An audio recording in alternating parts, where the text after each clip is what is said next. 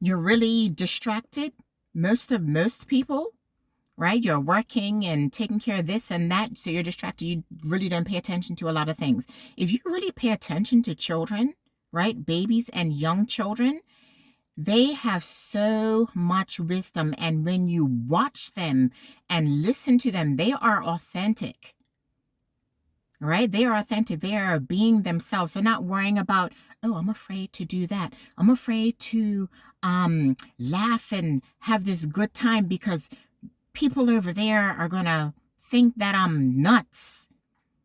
So let me just kind of hold in my emotions and not laugh so much because they're going to think that I'm weird. They enjoy every moment. Whatever they're doing, they're present. They're actually in that moment. Nothing about anything that happened in the past. Even the past could be like 2 minutes ago. They're not thinking about anything into the future, right? When something goes wrong, they'll get upset or sad or frustrated. And then after they process and go through that, it's done. It's done. They're not bringing it up. Well, yesterday, such and such, took my blocks. Or last week when I was trying to build a fort, it fell down and I was so angry. They don't do that. That's learned behavior from adults. When they start to do that, that's the adults that they're mimicking, that they're copying. So children do not come in this world faulty. It's us, the adults, that our habits and our behaviors and our thoughts about how we think that they should be and what they should be doing. Oh, you can't do that. People, pay attention to it. And children are very forgiving. Somebody snatches their toy away and they get angry or they start to cry and whatever. They don't hold a grudge against that child that did that to them. They don't hold a grudge. We as adults do, though, and have a problem forgiving. Children aren't like that, but they learn to be that way, like their parents or whomever they are around. And like I said, it's not about blaming parents or anything like that. It's about noticing certain things about ourselves. So like I said, children are not born evil where they need something to save them. It's us, So yes, use the qualities, right? Because we are in possession of those qualities to live a better life with ourselves, have healthy, positive relationship with ourselves, how we talk to ourselves. The words that we speak are what we are thinking, what we put out there in action, in behavior, in attitude, right? Religion is not going to do that for you. But like I said, there's always exceptions to the rule for everything in life. Some people need that for a time. For me, even though, yes, I thought that was a true religion, but then over time, I'm like, no, that's not the true religion. How can, you have all the religions out there. How can just this be the one? And I had already said to some people already, Jesus was not a Christian. I'm not going to elaborate on that, but think about it. Jesus wasn't a Christian. He showed people how to live their life in love and walk in love and not to be judgmental. And that's what I found with plenty, not all, like I said, nothing's 100%, with lots of people who are religious. They tend to be very judgmental and they're on their high horse thinking that they're better than everybody. And they tend to be very judgmental, even though the Bible says not to. And oh, that person's not going to make it into heaven because they're doing this, that, and the other. That's not your job. That's not your job. So you see, religion causes this thing where people tend to get very judgmental and self-righteous. Not righteous, big difference. Self-righteous, thinking that they're better. And they think that absolves them of all the other things that they're doing. And yes, they're being sinful because they're not being authentic. They're not being true to their soul, to who they really, really are. Right? So when people start to tap into that God energy that's within yourself, because we all have it. We have that creative energy, just like God gave us. Right? Look at all these people that do the sculptures, even people that do landscaping for heaven's sakes. you know? And some people are really gifted at teaching people different things, dance and whatever. We are creative beings and whatever. Some people are really excellent at talking, you know, to people. It can be anything. Some people are really great at doing origami, whatever. We are creative beings because God made us that way. So it makes you think that we can't do better. We can do better. Stop giving your power away and thinking that you're not capable of being better. You don't need religion to do that.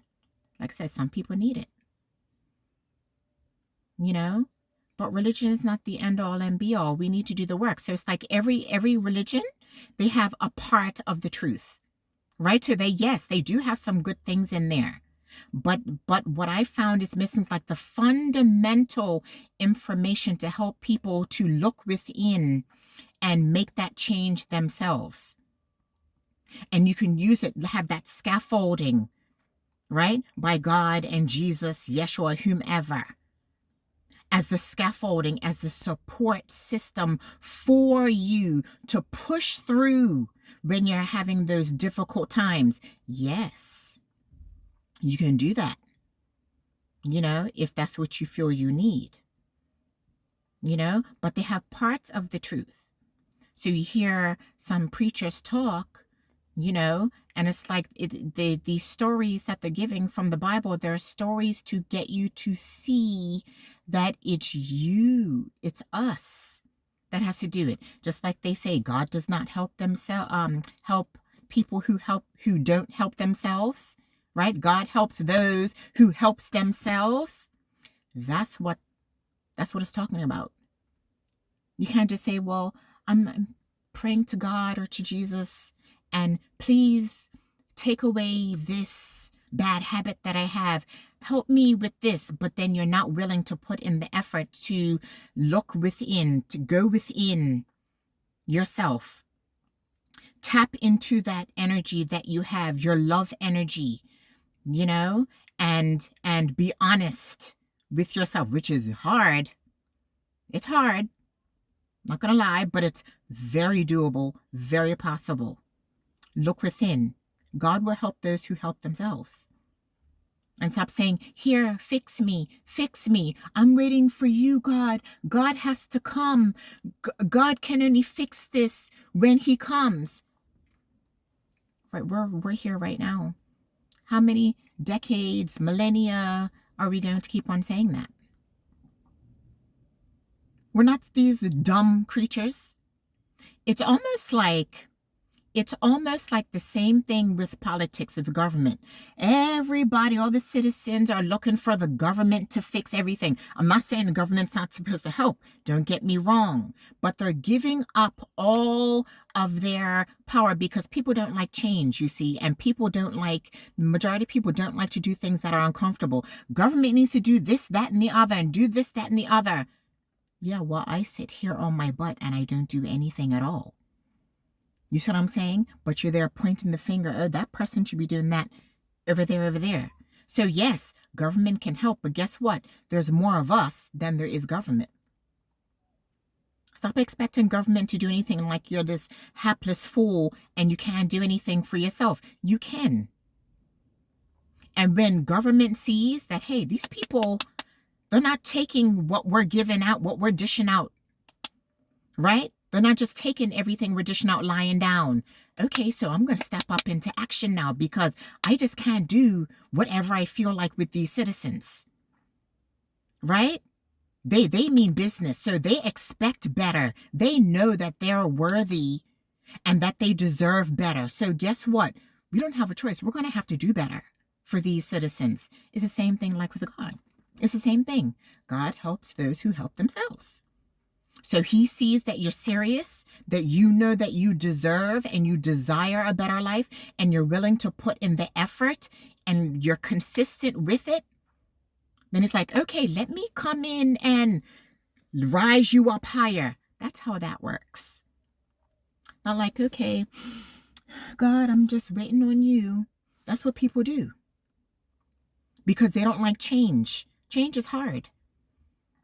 You know, change is very hard for people, but We all have to get out of our comfort zone. Very guilty here. Very guilty here. But I know it needs to be done. And the more I do it, the more fulfilling my life gets, the more peaceful my life gets. Because the more I sit back and give all my power away, whether it be to another person, whether it be to God, like, oh, I can't do anything about this. God, please come. Jesus, please save us all. Oh my God. The more pain I invite into my life, more pain, more suffering. And nothing gets accomplished but more pain and suffering. So just know that no, religion is not the end all and be all. It really isn't. That component, missing component, is we have to put in the work ourselves as well. And it's like a meeting of the minds, us and God, us and Jesus, or whoever you worship, meeting together. That's how that is supposed to go. Okay?